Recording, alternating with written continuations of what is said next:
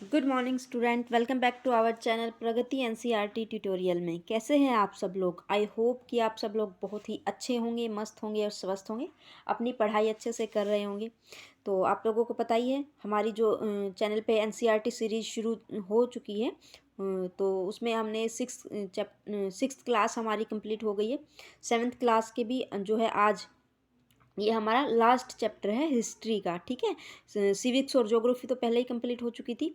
तो आज से जो ये सेवन्थ क्लास की हिस्ट्री जो हमारी चली हुई थी उसका आज लास्ट चैप्टर है। ठीक है, और जो भी नया स्टूडेंट इस चैनल से जुड़ रहा है तो मैं आपको कहना चाहूँगी कि चैनल को सब्सक्राइब ज़रूर करें और बेल आइकन को प्रेस करें, जिससे आपको जो है नोटिफिकेशन टाइम से मिलती रहेगी। ठीक है, और अभी बहुत टाइम है अपने सीटेट में, बहुत अच्छे से हम अपनी तैयारी करेंगे। ठीक है, जो नया स्टूडेंट जुड़ रहा है उसको मैं बता रही हूँ। ठीक है, बाकी पुराने वालों को तो पता ही है। तो चलिए शुरू करते हैं। आज हमारा चैप्टर है क्लास सेवन्थ की हिस्ट्री का लास्ट जो है 8वां चैप्टर, 18वीं शताब्दी में नए राजनीतिक गठन। इसके बारे में आज हम पढ़ेंगे।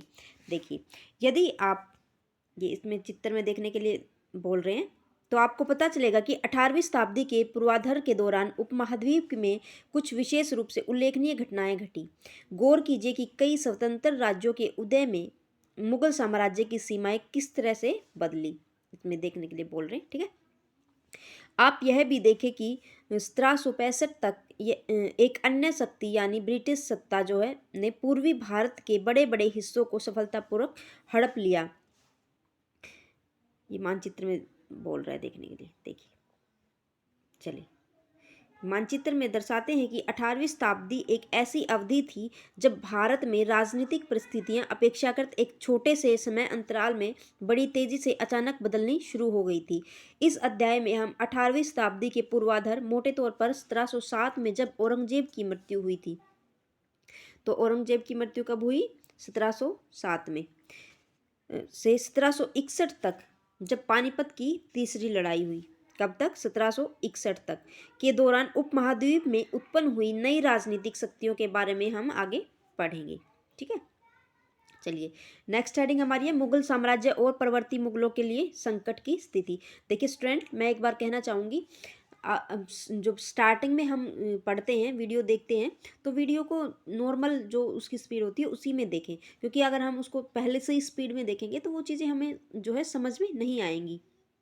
ठीक है, तो हम पहले अच्छे से देखेंगे, जब हमारी रिवीजन चलेगी ना तब आप इसको स्पीड में करके 2 बार 3 बार अपनी रिवीजन कर सकते हैं। ठीक है, चलिए नेक्स्ट हेडिंग हमारी है मुगल साम्राज्य और परवर्ती मुगलों के लिए संकट। देखिए एक सेकेंड। मुगल साम्राज्य और प्रवर्ती मुगलों के लिए संकट की स्थिति। अध्याय 4 में आपने देखा कि मुगल साम्राज्य अपनी सफलता की ऊंचाई किस प्रकार पहुंचा था। फिर 17वीं शताब्दी के अंतिम वर्षों में उसके सामने तरह तरह के संकट किस प्रकार खड़े होने लगे थे। हमने पढ़ा था ना अध्याय 4 में। तभी कहते हैं पहले पीछे वाले जो चैप्टर हैं उनको कवर करके आइए, तभी हमें आगे की जो चीज़ें समझ में आएंगी, क्योंकि हर एक सब्जेक्ट और हर एक क्लास एक दूसरे से कनेक्टेड है। ऐसा अनेक कारणों से हुआ था। बादशाह जो है औरंगजेब ने दक्कन में 1679, ठीक है 1679 में, इसमें थोड़ा सा हो ही जाते हैं पजल, 79 89 में। ठीक है, बादशाह औरंगजेब ने दक्कन में 1679 में लंबी लड़ाई लड़ते हुए साम्राज्य के सैन्य और वित्तीय संसाधनों को बहुत अधिक खर्च कर दिया था। औरंगजेब के उत्तराधिकारियों के शासनकाल में साम्राज्य के प्रशासन की कार्यकुशलता समाप्त होने लगी थी। ठीक है, और मनसबदारों के शक्तिशाली वर्गों को वश में रखना केंद्रीय सत्ता के लिए एक कठिन हो गया था।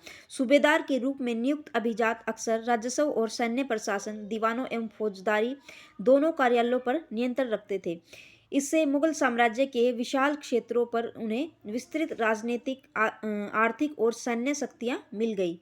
जैसे जैसे सूबेदारों ने प्रांतों पर अपना नियंत्रण सुदृढ़ किया, राजधानी में पहुंचने वाले राजस्व की मात्रा में कमी आती गई।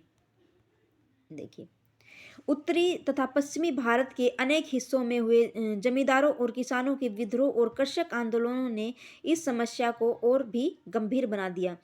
कभी कभी ये विद्रोह बढ़ते हुए करों के भार के विरुद्ध किए गए थे और कभी कभी ये शक्तिशाली सरदारों के द्वारा अपनी स्थिति को सुदृढ़ बनाने की कोशिश उन्होंने की थी। अतीत में भी अतीत में भी विद्रोही समूहों ने मुगल सत्ता को चुनौती दी थी अतीत में, ठीक है। परंतु अब ऐसे समूहों ने क्षेत्र के आर्थिक संसाधनों का प्रयोग अपनी स्थितियों को मजबूत बनाने के लिए किया। क्या किया? आर्थिक संसाधनों का प्रयोग किस लिए किया? अपनी स्थितियों को मजबूत बनाने के लिए, ठीक है। जिस तरह से धीरे धीरे राजनीतिक व आर्थिक सत्ता प्रांतीय सूबेदारों, स्थानीय सरदारों व अन्य समूहों के हाथों में आ रही थी, औरंगजेब के उत्तराधिकारी इस बदलाव को रोक न सके। देखिए यहाँ से देखते हैं, भरपूर फसल और खाली तिजोरियां। एक एक तत्कालीन लेखक ने साम्राज्य के वित्तीय दिवालेपन का वर्णन इन शब्दों में किया है। बड़े जमींदार निसहाय और निर्धन हो गए। जो बड़े जमींदार थे वो क्या हो गए? निसहाय और निर्धन हो गए, गरीब हो गए। उनके किसान वर्ष में 2 फसलें उगाते थे, लेकिन उन्हें दोनों में से कुछ नहीं मिलता था। उनके स्थानीय घुमाते एक तरह से किसानों के हाथ की कठपुतली बन गई। जैसे कि स्वयं किसान जो है अपने ऋणदाता के वश में रहता है जब तक कि वह साहूकार का कर्जा नहीं चुका देता। इस प्रकार संपूर्ण व्यवस्था एवं प्रशासन इतना चकनाचूर हो चुका है कि यद्यपि किसान अपनी फसल के जरिए मानो सोना बटोरता है, लेकिन उसके मालिक जमींदार को एक तिनके का टुकड़ा भी नहीं मिलता है। ऐसी हालत में जमींदार सशस्त्र सेना कैसे रख सकते हैं जिनकी इससे आशा की जाती है। वे अपने सैनिकों को जो लड़ाई के समय उनके आगे आगे चलते हैं और घुड़सवारों को जो उनके पीछे जो चलते हैं, पैसा कहाँ से देंगे, ये बता रहा है, ठीक है। चलिए यहाँ से देखते हैं, इस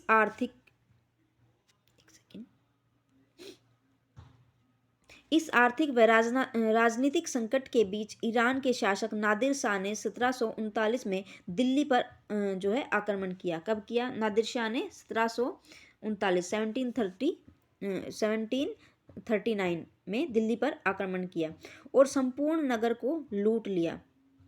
लूट कर वह बड़ी भारी मात्रा में धन दौलत ले गया। कौन? नादिर शाह, ठीक है।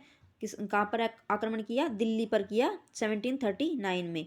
नादिर शाह के आक्रमण के बाद अफगान शासक अहमद शाह अब्दाली के आक्रमणों का तांता लगा रहा। उसने तो 1748 से 1761 के बीच 5 बार उत्तरी भारत पर आक्रमण किया और लूटपाट मचाई। तो ऐसे क्वेश्चन बन सकता है कि 5 बार किसने उत्तरी भारत पर आक्रमण किया? अहमद शाह अब्दाली ने। कब से कब तक? 1748 से लेकर 1761 में, ठीक है। ठीक है, चलिए यहाँ से देखते हैं। नेक्स्ट है नादिर शाह का दिल्ली पर आक्रमण, इसके बारे में हम पढ़ेंगे। नादिर शाह के आक्रमण के परिणाम स्वरूप दिल्ली में जो विध्वंस हुआ उसका वर्णन समकालीन प्रेक्षकों ने किया था। इनमें से एक ने मुगल कोष से जिस तरह धन लूट लिया था, एक सेकंड इसको थोड़ा सा बड़ा कर लेते हैं, धन लूट लिया था उसका वर्णन इस तरह से किया गया है। 60 लाख रुपए और कई हजार सोने के सिक्के। क्या? 60 लाख रुपए और कई हजार सोने के सिक्के, लगभग 1 करोड़ रुपए के सोने के बर्तन। कौन ले गया? अहमद शाह अब्दाली जो था। लगभग 50 करोड़ रुपए के गहने, जवाहरात और अन्य चीजें ले गया, जिनमें से कुछ तो इतनी बेशकीमती थी कि दुनिया में जो है उनका मुकाबला कोई नहीं कर सकता। वो क्या था? तख्ते ताउस यानी न्यूर जो है सिंहासन जो था, उसका मुकाबला कोई नहीं कर सकता था। उसको कौन ले गया? अहमद शाह अब्दाली, ठीक है। ये इतनी सारी चीजें वो लेके गया है जिसकी ठीक है। चलिए, एक अन्य वृत्तांत में दिल्ली पर आक्रमण के प्रभाव का वर्णन मिलता है। जो कभी मालिक थे अब बड़ी दर्दनाक हालत में आ गए हैं। जो पहले कभी मालिक हुआ करते थे अब क्या हो गया, दर्दनाक जो है हालत में आ गए। जिन्हें कभी भरपूर आदर इज्जत दी जाती थी, उन्हें अब प्यास बुझाने के लिए पानी भी नहीं मिलता है। अलग थलग पड़े लोगों को उनके कानों से खींचकर बाहर निकाल दिया गया है। दौलतमंदों को भिखारी बना दिया गया। जो शौकीन लोग कभी तरह तरह तरह के सुंदर कपड़े पहनकर पोशाकों का नया नया फैशन चलाते थे, अब जो है नंगे घूमने लगे हैं। उनके पास, बेचारों के पास कपड़े नहीं हैं पहनने के लिए, खाने के लिए खाना नहीं है। ठीक है, जो पहले मालिक हुआ करते थे उनके बारे में बात हो रही है। और जिनके पास जमीन जायदाद की कोई कमी नहीं थी, वे अब बेघर हो गए हैं। ठीक है, नया शहर शाहजहानाबाद अब मलबे का जो है ढेर बन गया। नादिर शाह ने तब शहर के पुराने मोहल्लों पर हमला बोला और वहां की सारी दुनिया को तबाह कर डाला। किसने? नादिर शाह ने। चलिए, ऐसे देखिए, साम्राज्य पर सब ओर से दबाव तो पड़ ही रहा था। अभिजातों के विभिन्न समूहों की पारस्परिक प्रतिद्वंदिता ने उसे और भी कमजोर कर डाला था। ये अभिजात दो बड़े गुटों में बटे हुए थे, ईरानी और तुरानी। तुर्क मूल के काफी समय तक जो है प्रवर्ती मुगल बादशाह इनमें से एक या दूसरे समूह के हाथों की कठपुतली बने रहे। बेहद अपमानजनक स्थिति तब पैदा हो गई जब दो मुगल बादशाह, फरुखसियार जो 1713 से लेकर 1719 तक थे, और आलमगीर द्वितीय जो 1754 से 1759 तक थे। ठीक है, देखिए, ये आपको मैचिट करने के लिए दे देंगे। ठीक है, कि फरुखसियार कब से कब तक थे, जो आलमगीर द्वितीय वो कब से कब तक थे। ठीक है, अहमद शाह कब से कब तक थे, आलम द्वितीय कब से कब तक थे, शाह आलम द्वितीय। ये मतलब मैचिट करने के लिए दे देंगे आपको, तो ये आप जो है सन, इसके ईयर याद रखें। देखिए, एक बार देख लेते हैं। फरुखसियार कब से कब तक थे? 1713 से 1719 तक। और आलमगीर द्वितीय कब से तक थे? 1754 से 1759 तक की हत्या हो गई थी। और दो अन्य बादशाह, अहमद शाह कब से कब तक थे? 1748 से 1754 तक। और शाह आलम द्वितीय कब तक थे? 1759 से 1816 को उनके अभिजातों ने अंधा कर दिया था। देखिए, मुगल सम्राटों की सत्ता के पतन के साथ साथ बड़े प्रांतों के सूबेदारों और बड़े जमींदारों ने उपमहाद्वीप के विभिन्न भागों में अपनी शक्ति को प्रबल बना ली थी, जैसे अवध, बंगाल और हैदराबाद। नेक्स्ट हेडिंग हमारी है राजपूत। इसके बारे में हम पढ़ेंगे, राजपूत कहते हैं। ठीक है, चलिए एक बार देख लेते हैं। बहुत से राजपूत घराने, विशेष रूप से अंबर और जोधपुर के राजघराने, मुगल व्यवस्था में विशिष्टता के साथ सेवारत रहे थे। बदले में उन्हें अपनी जो वतन जागीरों पर पर्याप्त स्वायत्ता का आनंद लेने की अनुमति मिली हुई थी। अब 18वीं शताब्दी में इन शासकों ने अपने आसपास के इलाकों पर अपने नियंत्रण का विस्तार करने के लिए प्रयास शुरू किए। जोधपुर के राजा अजीत सिंह ने भी मुगल दरबार की गुटिया राजनीति में जो है अपने पैर फंसा लिए। किसने? जो राजा अजीत सिंह ने मुगल दरबार की गुटिया राजनीति में अपने पैर फंसा दिए थे। ठीक है,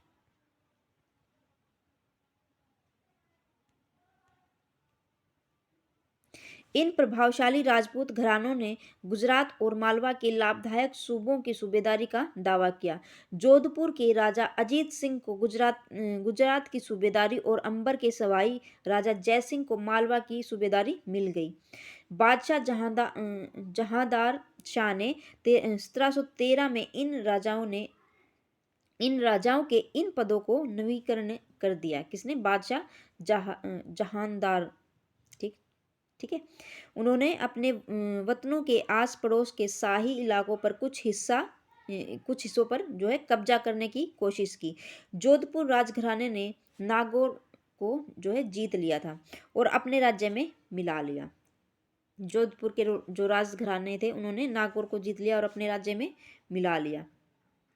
दूसरी ओर अंबर ने भी बूंदी के बड़े बड़े हिस्सों पर अपना कब्जा कर लिया। सवाई राजा जयसिंह ने जयपुर में अपनी जो है नई राजधानी स्थापित कर ली। किसने? राजा जयसिंह ने जयपुर में जो है अपनी नई राजधानी स्थापित कर ली और उसे 1722 में आगरा की सूबेदारी दे दी। कब दी? 1722 में आगरा की सूबेदारी।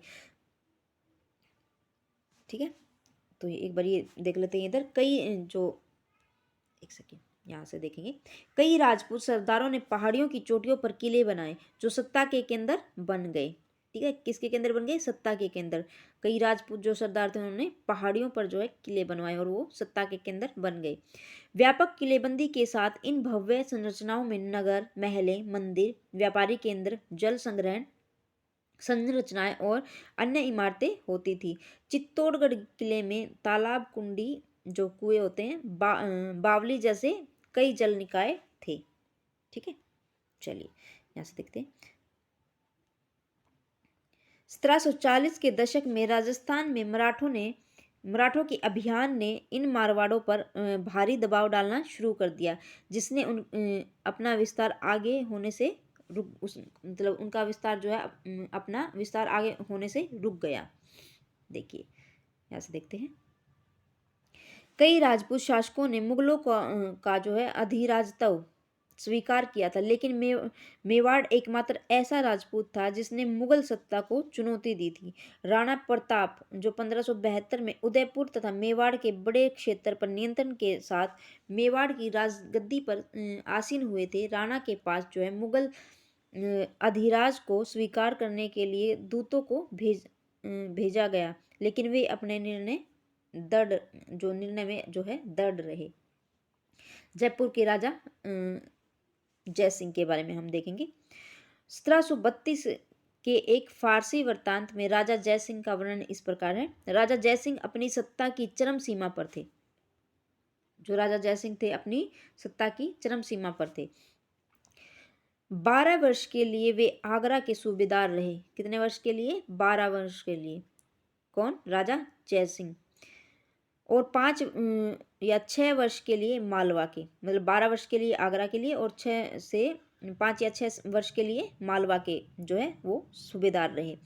उनके पास विशाल सेना, तोपखाना तथा भारी मात्रा में धन संपदा थी। उनका प्रभाव दिल्ली से लेकर नर्मदा के तट तक फैला हुआ था। देखिए यहाँ से देखते हैं, ये दिखाया गया है जो जयपुर में जंतर मंतर है। कौन कौन गया है यहाँ पे बताइए? जयपुर में जो जंतर मंतर किला है वहाँ पे कौन कौन गया है? अरे ये मेहरानगढ़ किला, जोधपुर। देखिए अंबेर के जो शासक सवाई जयसिंह ने दिल्ली, जयपुर, उज्जैन, मथुरा और वाराणसी में 5 जो है खगोलीय वेधशालाओं का निर्माण किया। तो ऐसे क्वेश्चन बन सकता है कि 5 जो खगोलीय वेधशाला थी उनका निर्माण किसने किया? जयसिंह ने। ठीक है, और कहाँ कहाँ किया? जयपुर में, उज्जैन में, मथुरा और वाराणसी में। ठीक है, जंतर मंतर के नाम से विख्यात इन वेधशालाओं में खगोलीय पिंडों के अध्ययन हेतु कई उपकरण हैं। ये चीज याद रखना। ठीक है, कितने वेधशाला थी? 5 जो खगोलीय वेधशाला थी। नेक्स्ट हेडिंग हमारी है आज़ादी हासिल करना। ठीक है सॉरी। तो सिखों के बारे में हम देखेंगे। अध्याय 6 में आपने पढ़ा कि 17वीं शताब्दी के दौरान सिख एवं राजनीतिक समुदाय के रूप में गठित हो गए। जो सिख थे राजनीतिक समुदाय के रूप में गठित हो गए। पढ़ा था ना, जो सिख थे, गुरु अंगद थे, उनका जो टांडा था वो लहणा कहलाता था। इस हमने जो छठे चैप्टर में हमने पढ़ा था ऊपर। ठीक है, इसने पंजाब के क्षेत्रीय राज्य निर्माण को बढ़ावा मिला। गुरु गोविंद सिंह ने 1699 में खालसा पंथ की स्थापना की। तो खालसा पंथ की स्थापना किसने की? गुरु गोविंद सिंह ने। कब की? 1699 में। ठीक है, पूर्व और उसके पश्चात राजपूत व मुगल शासकों के खिलाफ कई लड़ाइयाँ जो है लड़ी उन्होंने। 1708 में गुरु गोविंद सिंह की मृत्यु के बाद जो है बंदा बहादुर के नेतृत्व में खालसा ने मुगल सत्ता के खिलाफ विद्रोह किए। किसने किए? बंदा बहादुर शाह ने। ठीक है, खालसा के नेतृत्व में जो है खालसा ने मुगल सत्ता के खिलाफ विद्रोह किए। उन्होंने बाबा गुरु नानक और गुरु गोविंद सिंह के नाम वाले सिक्के गढ़कर अपने शासन को सार्वभौम बताया। किसने बताया, बताइए। अभी ऊपर हमने पढ़ा कि किसने बताया, ठीक है। और यमुना नदियों के बीच के क्षेत्र में उन्होंने अपने प्रशासन की स्थापना की। 1715 में बंदा बहादुर शाह को बंदी बना लिया गया। किसको, बंदा बहादुर शाह को 1715 में जो है बंदी बना लिया गया और उसे 1716 में जो है मार दिया गया, ठीक है। जो बंदा बहादुर शाह था उसी ने जो है गुरु नानक और गुरु गोविंद सिंह के नामों को नाम वाले सिक्के गढ़कर जो है अपने शासन को क्या बताया, सार्वभौम बताया, ठीक है। और कौन सी नदी, सतलज और यमुना नदियों के बीच के क्षेत्र में उन्होंने अपने प्रशासन की स्थापना की। कहीं से भी क्वेश्चन बन सकता है, ठीक है। तो एक एक लाइन जो हमारे लिए बहुत इंपॉर्टेंट है, कहीं नहीं, कुछ नहीं छोड़ना है हमें। इतने बड़े बड़े क्वेश्चन दे देते हैं, फिर उसके नीचे चार चार ऑप्शन दे देते हैं इतने बड़े बड़े, फिर उसके ऑप्शन और देंगे कि इनमें से बताइए कौन सा सही कौन सा गलत, या ABCD। तो ये सारी चीज़ें, तो एक एक लाइन जो है हमारे लिए बहुत इंपॉर्टेंट है।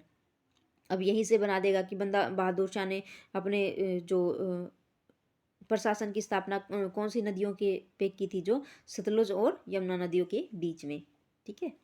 और गुरु नानक और गुरु गोविंद सिंह के नामों को सिक्के गढ़कर अपने शासन को सार्वभौम किसने बताया, कौन था, बंदा बहादुर शाह।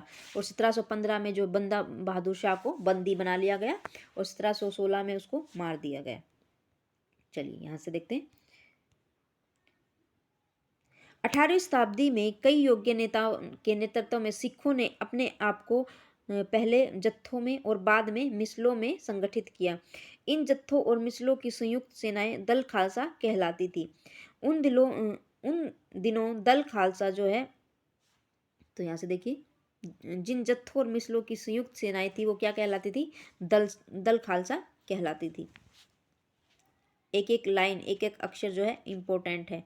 पहले क्या था, देखिए दोबारा पढ़ लेंगे। 18वीं शताब्दी में कई योग्य नेताओं ने के नेतृत्व में सिखों ने अपने पहले जत्थों में और बाद में मिसलों में जो उसको संगठित किया। पहले जत्थों में, बाद में मिसलों में, ठीक है। इन जत्थों और मिसलों को संयुक्त सेनाएं दल खालसा कहलाती थी। उन दिनों दल खालसा बैसाखी और दिवाली पर पर्वों पर अमृतसर में मिलता था। इन बैठकों में वे सामूहिक निर्णय लिए जाते थे जिन्हें गुरुमत्ता, गुरु के प्रस्ताव कहा जाता था। क्या कहते थे, जिन्हें गुरुमत्ता या गुरु के प्रस्ताव कहा जाता था। मतलब जो भी बैठक होती थी जहाँ पे निर्णय लिए जाते थे उन्हें गुरुमत्ता या गुरु के प्रस्ताव कहा जाता था, ठीक है। सिखों ने राखी व्यवस्था स्थापित की, जिसके अंतर्गत किसानों ने उसकी उपज का 20% कर के रूप में लेकर बदले में उन्हें संरक्षण प्रदान किया था, ठीक है। देखिए यहाँ से भी बना हुआ था, देखिए सिखों ने राखी व्यवस्था स्थापित की। तो राखी व्यवस्था क्या है, ऐसे बना हुआ था क्वेश्चन, ठीक है। ये आया हुआ था, मैं जब आपको परिवेश एस के क्वेश्चन पेपर करवाऊंगी तो मैं आपको दिखाऊंगी कि ऐसे मैचिट करने में, या ऐसे पूछ लेंगे कि राखी व्यवस्था क्या थी, किन के लिए थी। तो जिनके अंतर्गत किसानों की उपज का 20% जो है कर के रूप में लेते थे। कितना, 20% जो कर के रूप में लेते थे, किससे, किसानों से। और उन्हें जो है उनके बदले में क्या देते थे, संरक्षण प्रदान करते थे। वो क्या कहलाती थी, राखी व्यवस्था कहलाती थी, ठीक है। चलिए यहाँ से देखिए, गुरु गोविंद सिंह ने खालसा को प्रेरित किया था कि शासन उनके भाग्य में है, राज करेगा खालसा। ये किसने कहा था, गुरु गोविंद सिंह ने। अपने सुनियोजित संगठन के कारण खालसा जो पहले मुगल सूबेदारों के खिलाफ और फिर अहमद शाह अब्दाली के खिलाफ सफल विरोध प्रकट कर सका।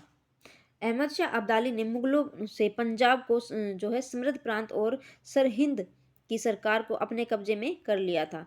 खालसा ने 1765 में अपना सिक्का गढ़कर सार्वभौम शासन की घोषणा की। किसने, खालसा ने जो है 1765 में अपना सिक्का गढ़कर, सिक्का बनाकर जो है सार्वभौम शासन की जो है घोषणा कर दी थी। यह महत्वपूर्ण है कि सिक्के जो है सिक्के पर उत्कीर्ण शब्द वही थे जो बंदा बहादुर के समय में खालसा के आदेशों पर पाए जाते थे। मतलब वही ऐसा ही सिक्का था, ठीक है। देखिए 18वीं शताब्दी के अंतिम भाग में सिख इलाके हिंदू से यमुना तक फैले हुए थे। यद्यपि ये विभिन्न शासकों में बटे हुए थे। इनमें से एक शासक महाराणा रणजीत सिंह ने विभिन्न सिखों समूहों ने में फिर से जो है एकता कायम करके 1799 लाहौर को अपनी राजधानी बना लिया। कब बनाया? 1799 में लाहौर को जो है अपनी राजधानी बना लिया। किसने बना लिया? महाराणा रणजीत सिंह ने।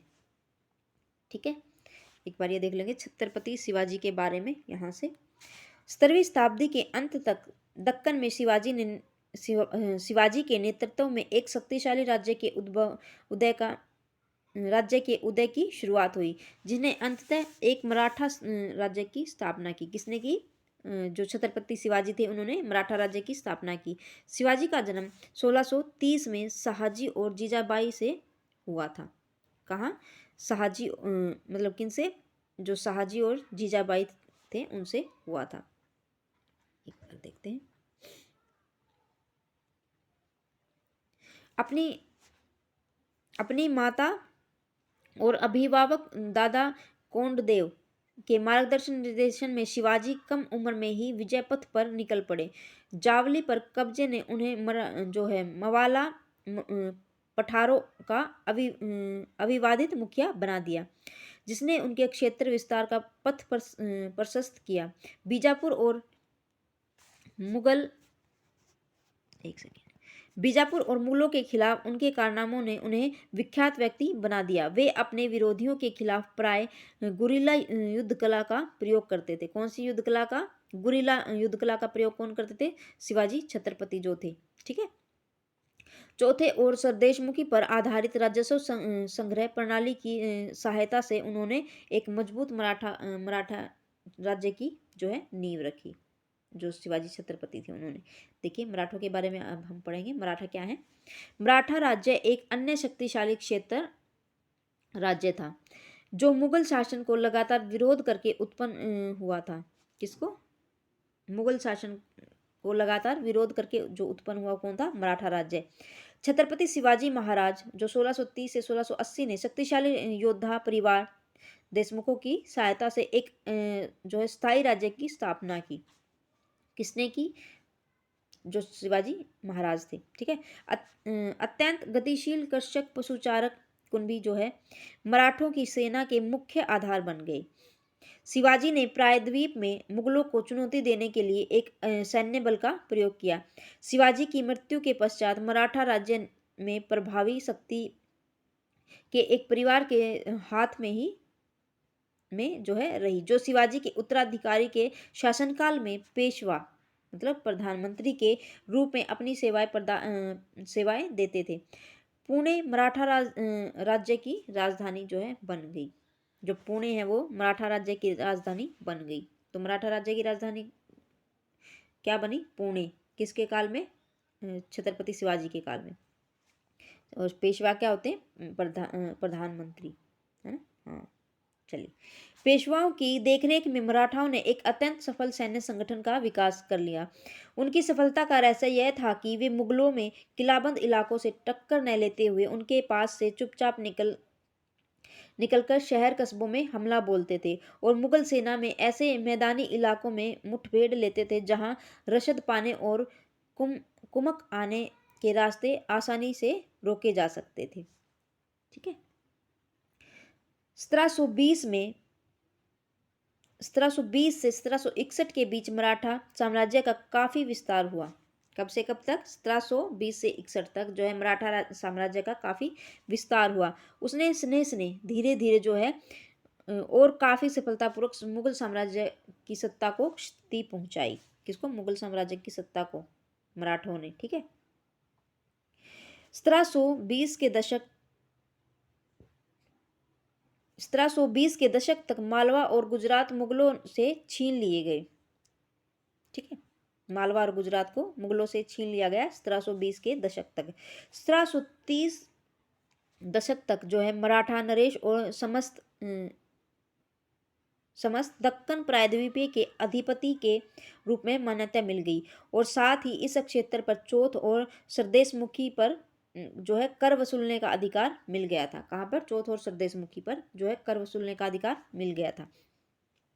1737 में जो है दिल्ली पर धावा बोलने के बाद मराठा प्रभुत्व की जो है सीमाएं तेजी से बढ़ी।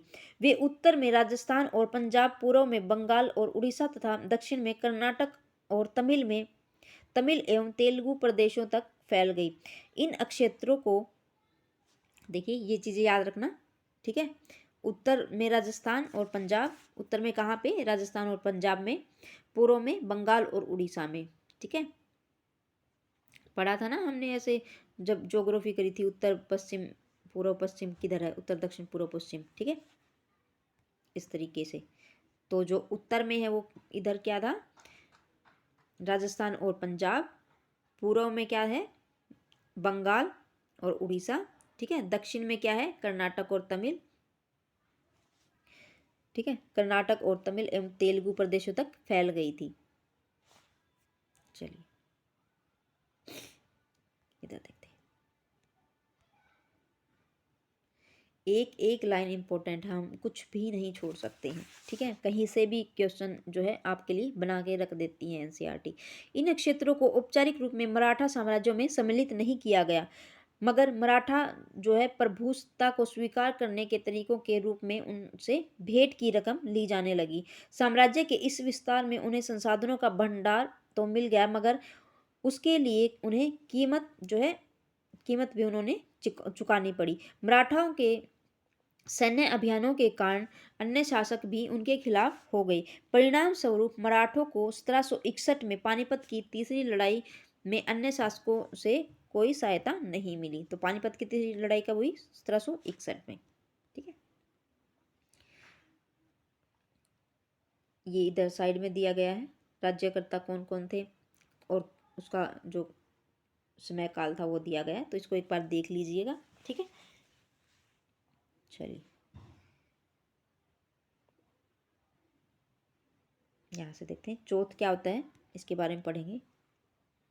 जमींदारों द्वारा वसूले जाने वाले भू राजस्व का 25%, ठीक है, किसी मतलब जो भी भू राजस्व था उसका चौथा भाग जो है 25% क्या कहलाता था? चौथ।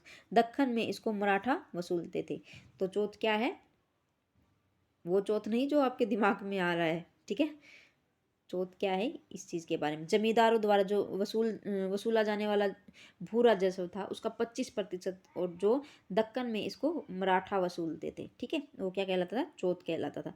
सरदेशमुखी क्या है? दक्कन में मुख्य राजस्व संग्रहकर्ता को दिए जाने वाले भू राजस्व का जो 9 से 10% हिस्सा था, सरदेशमुखी कहलाता। देखिए इसमें चौथ है तो उसका चौथा हिस्सा 25%, ठीक है। और इसमें सरदेशमुखी लिखा हुआ है, 10 से देश से 10 याद रख सकते हो, 9 से 10% वाला जो हिस्सा संग्रहकर्ता को दिया जाता था भू राजस्व का 9 से 10% हिस्सा, ठीक है। चलिए एक बार ये देख लेते हैं, चलिए यही देख लेंगे एक बार बाजीराव वाला।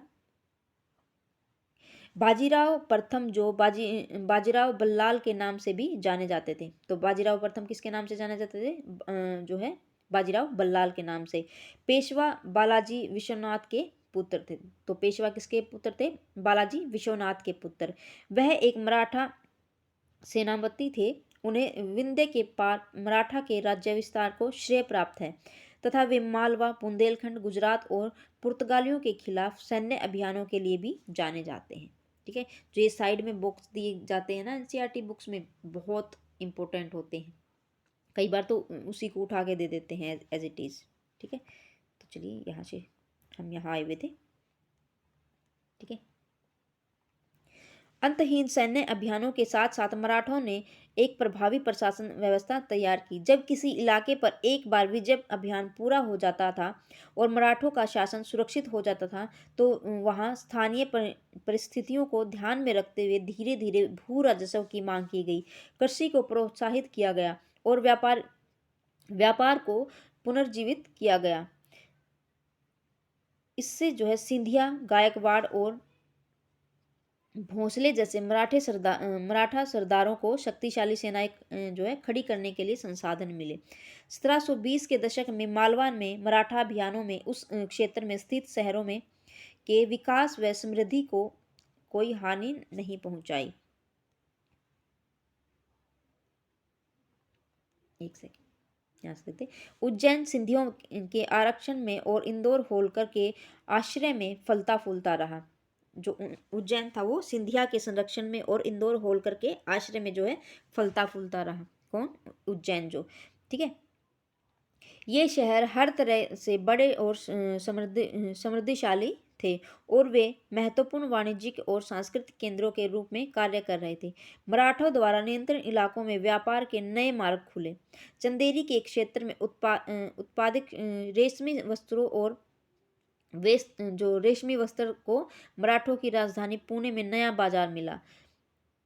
बुरहानपुर पहले आगरा और सूरत के बीच की धुरी पर ही अपने व्यापार में संलग्न था, लेकिन अब उसके अपने वाणिज्य भीतरी क्षेत्र को बढ़ाकर दक्षिण में पुणे और नागपुर को तथा पूर्व में लखनऊ तथा इलाहाबाद को शामिल कर लिया गया। ये चीज़ें एक बार फिर से आप लोग पढ़ लीजिएगा अच्छे से, ठीक है। इसको 2-3 बार पढ़ेंगे तो ये बहुत अच्छे से ही याद हो जाएगा। हिस्ट्री है, ठीक है, उसको जो है पढ़ना ही पड़ेगा। देखिए जाटों के बारे में आज हम पढ़ेंगे। नेक्स्ट हेडिंग हमारी है जाट, ठीक है। चलिए, अन्य राज्यों की तरह जाटों ने भी 17वीं और 18वीं शताब्दी में अपनी सत्ता दृढ़ की। अपने नेता चूड़ामन के नेतृत्व में उन्होंने दिल्ली के तो जो किसके नेतृत्व में उनका नेता कौन था? जाटों का चूड़ामन, ठीक है। दिल्ली के पश्चिम में स्थित क्षेत्रों पर अपना नियंत्रण कर लिया।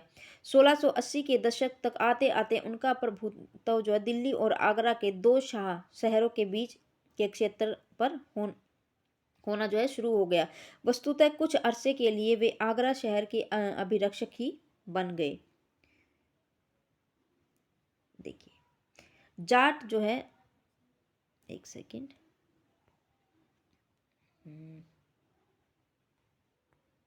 यहाँ से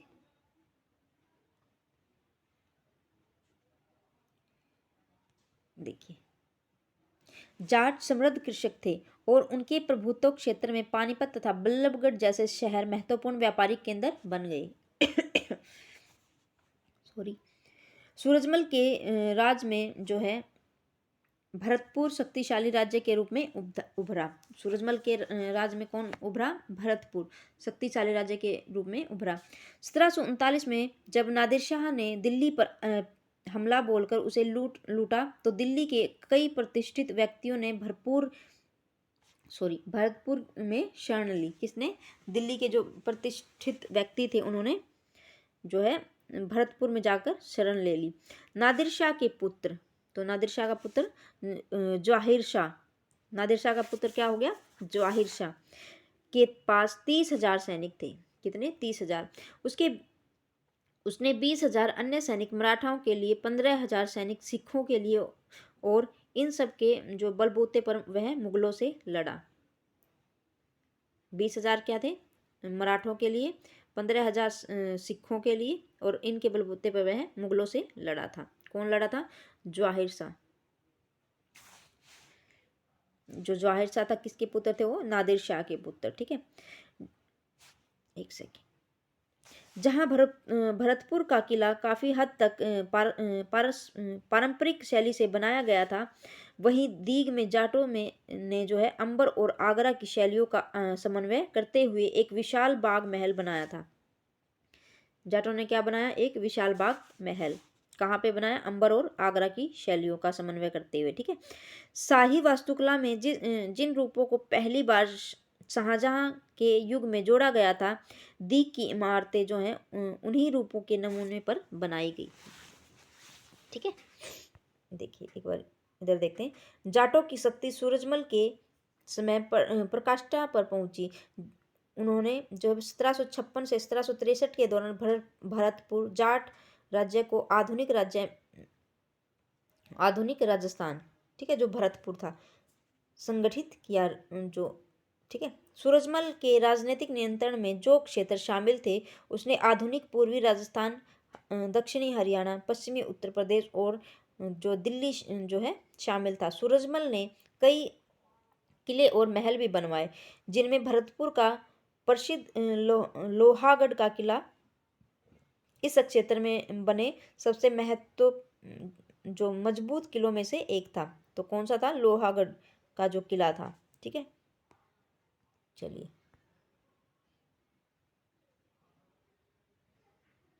यहाँ से देखते हैं। जहाँ जो है भरतपुर का किला काफ़ी हद तक पारंपरिक शैली से बना हुआ था, ये हमने पढ़ लिया है। ठीक है, तो यहाँ से देखते हैं। 18वीं शताब्दी में जो बताया गया है का दीग का राजमहल समूह, ये इधर दिखाया गया है। जो इमारत की छत पर मुख्य सभा भवन के बांग्ला गुंबद पर गौर करें, ये इधर दिखाया गया है। ठीक है, तो चलिए स्टूडेंट, जो आज हमारी हिस्ट्री थी 7th क्लास की हिस्ट्री, वो भी आज हमारी जो है कंप्लीट होती है। 6th क्लास तो हमारी कंप्लीट हो ही चुकी थी, 7th क्लास थी जो। ठीक है, 7th क्लास की जो ज्योग्राफी और सिविक्स थी पहले ही कंप्लीट हो चुकी थी।